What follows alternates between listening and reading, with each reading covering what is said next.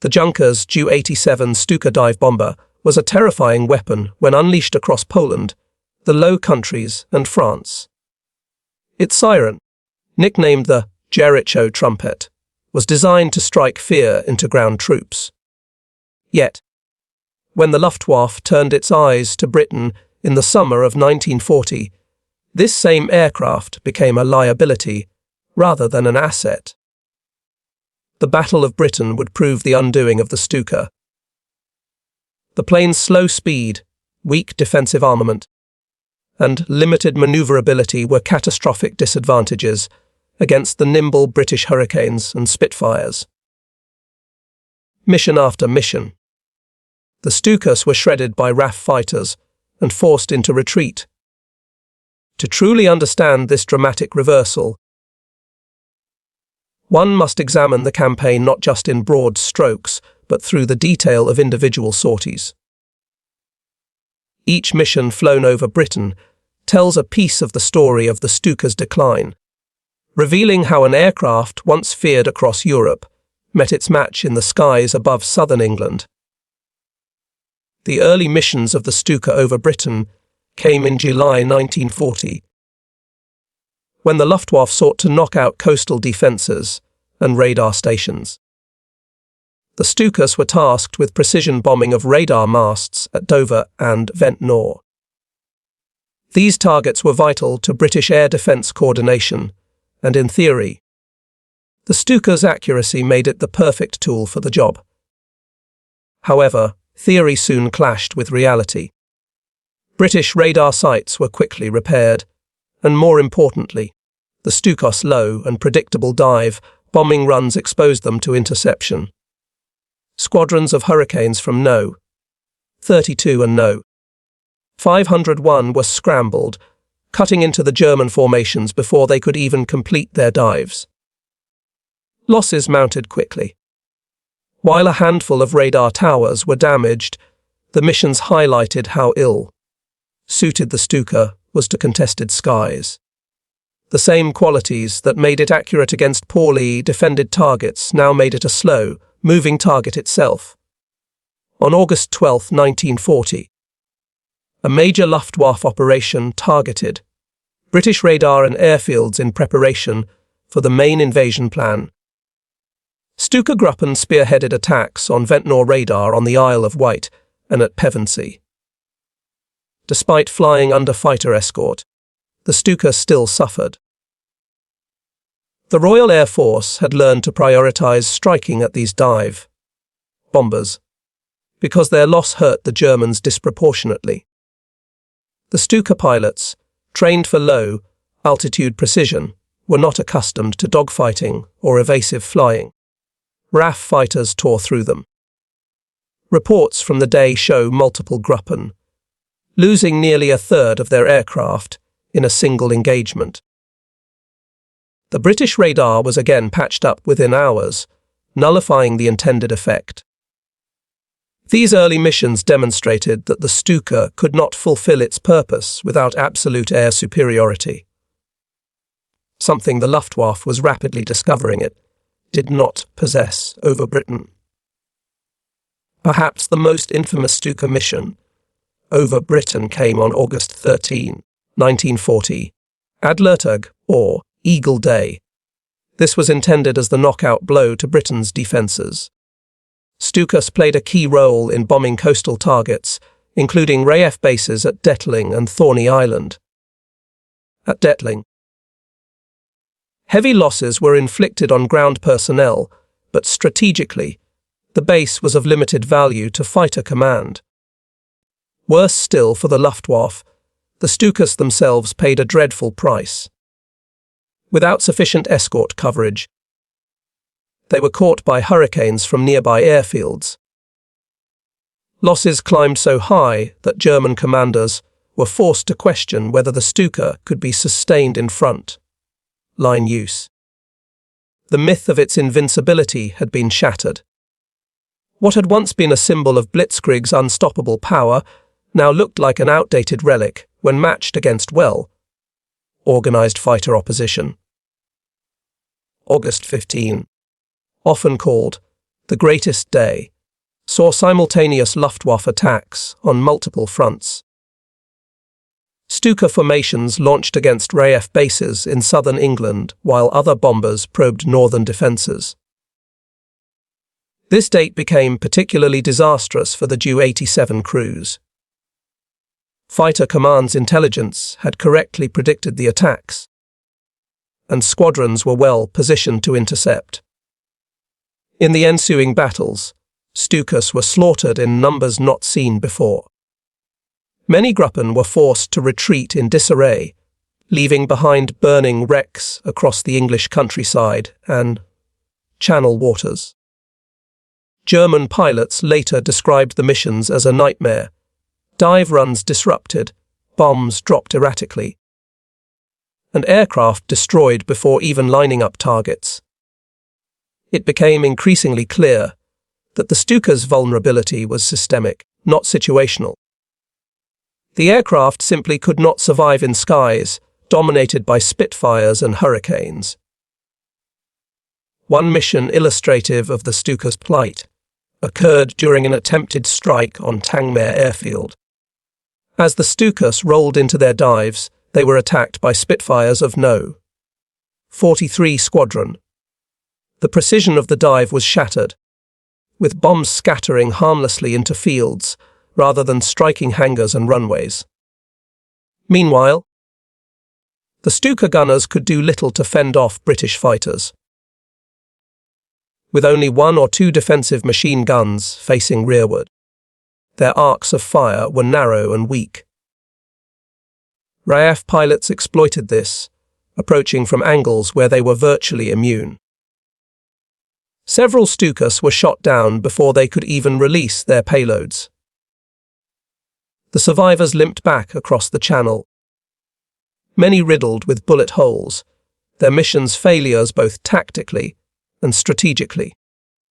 Such engagements revealed the futility of continuing to deploy the WWII in this theatre.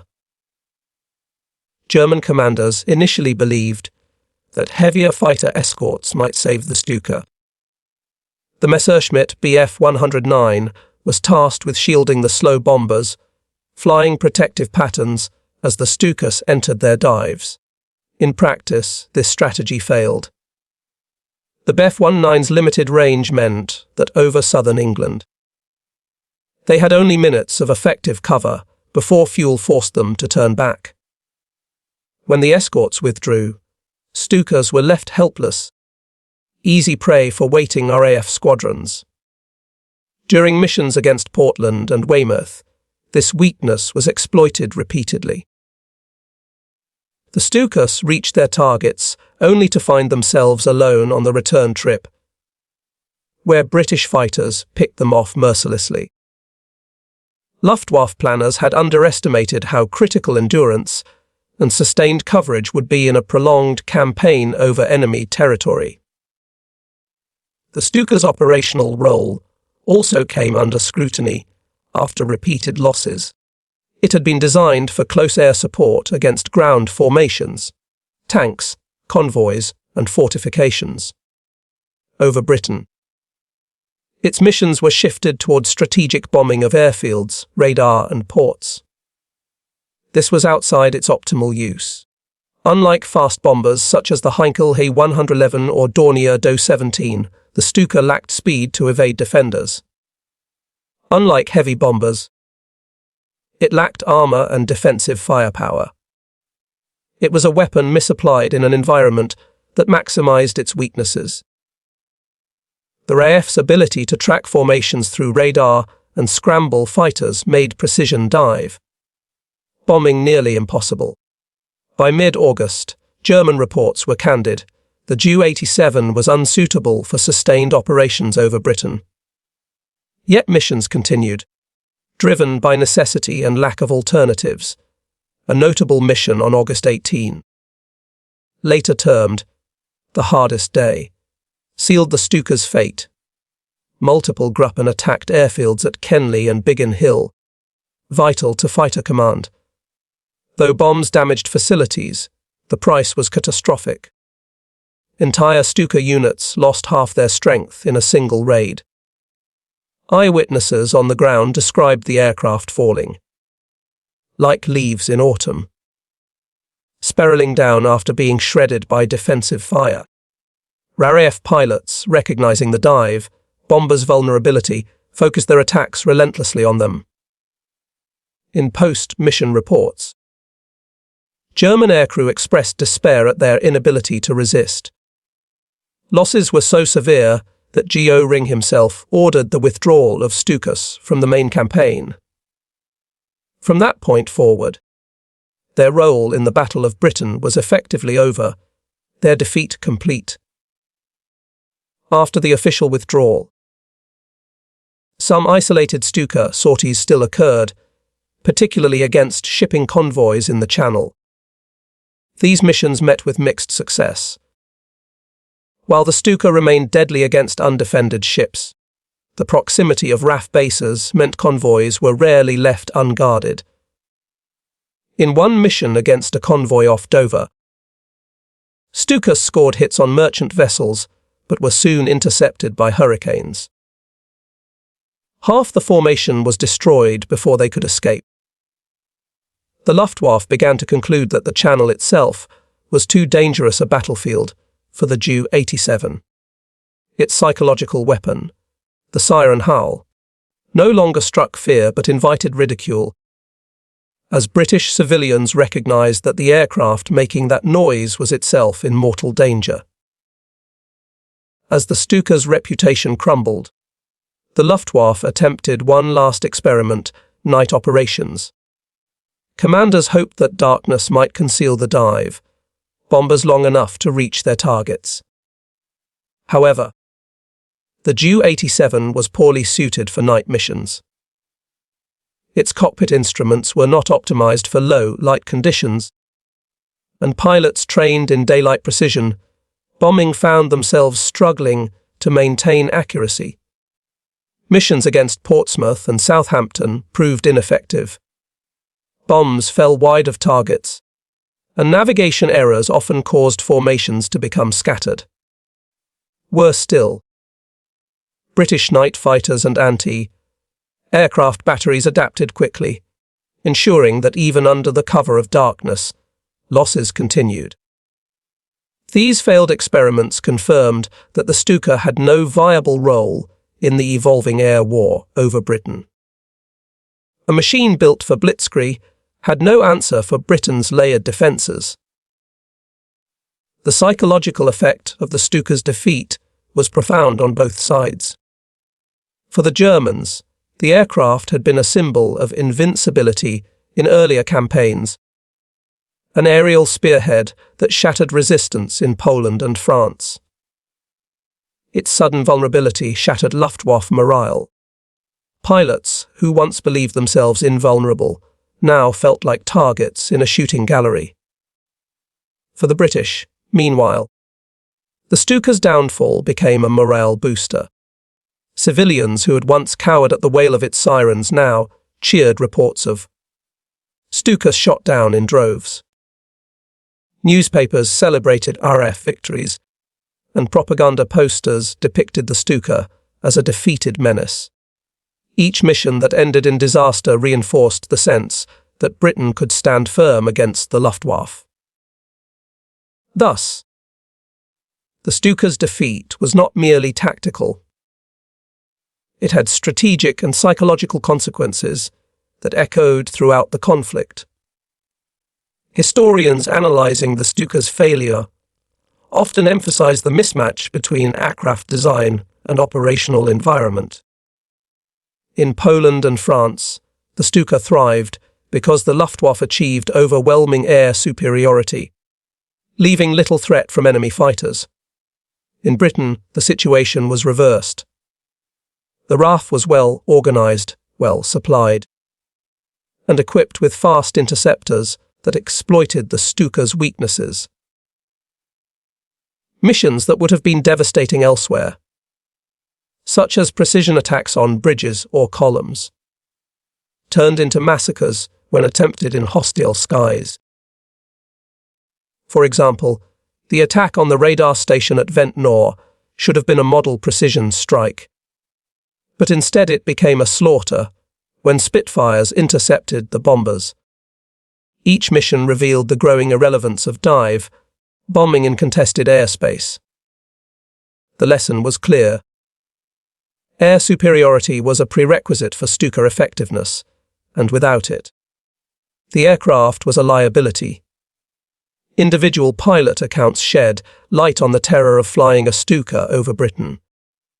Survivors described the helplessness of being locked into a dive as enemy fighters closed in. Once the dive began, escape maneuvers were impossible. The aircraft had to complete its bombing run before pulling up. Many pilots reported seeing comrades destroyed mid-dive, plunging into the ground with bombs still attached. Rear gunners fought desperately but often in vain, their limited fields of fire no match for RAF tactics. Some crews bailed out over the channel, facing either drowning or capture. These first-hand testimonies highlight the grim reality behind the statistics. Every mission became a gamble, with survival odds worsening by the day. The Luftwaffe's reliance on the Stuka placed its airmen in increasingly untenable situations. The tactical consequences of the Stuka's defeat were significant for both sides. For the Luftwaffe, the loss of its primary precision bombing tool limited its ability to knock out key radar stations and airfields. This forced heavier reliance on level bombers, which lacked the same accuracy. For Britain, the removal of the Stuka threat meant reduced pressure on coastal defences and ports. Convoys that had once been prime targets for dive, bombers now had greater security. RAF squadrons could concentrate on countering faster, German bombers rather than splitting their focus. This shift allowed Fighter Command to stabilise its defensive network during the crucial mid-August phase of the battle. The collapse of the Stuka's role marked a turning point, helping Britain weather the storm of the Luftwaffe's assault. Strategically, the Stuka's failure revealed deep flaws in German planning. The Luftwaffe had assumed that tactics successful in earlier campaigns would work unchanged in Britain. They failed to anticipate how radar, integrated command, and aggressive interception tactics would neutralize the Stuka's strengths. Missions that looked decisive on paper collapsed under the weight of enemy resistance. This miscalculation extended beyond the aircraft itself. It reflected a broader German underestimation of British resilience. The inability to protect or adapt the Stuka revealed the Luftwaffe's lack of flexibility.